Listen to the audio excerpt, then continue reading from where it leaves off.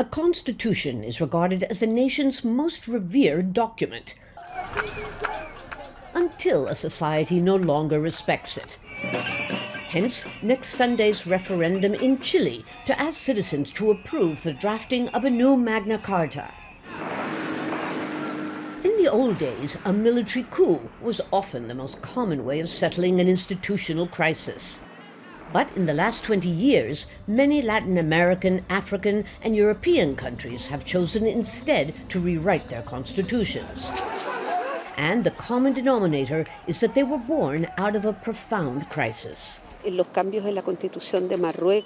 constitutions of Morocco and Tunisia after a period of authoritarian government have been tremendously interesting because they have incorporated democratic elements that didn't exist and that reflected popular demands.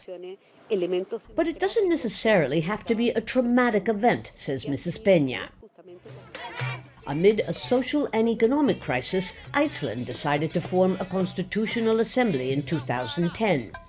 It's considered the most modern example of citizens' participation in resetting a country's fundamental roadmap for the future. Globalization and technological advances have shed light on issues and needs that were not considered by societies in the past.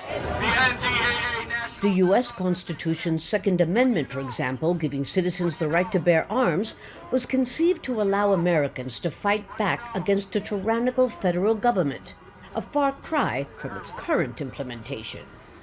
Constitutional experts say that the healthiest way for a country to ensure that its fundamental social contract is up to date is to submit it to periodical revisions, as does Germany, among others.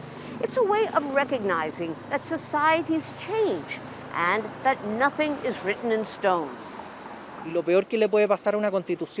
The worst thing that can happen is the text of the Constitution does not reflect the will of the people.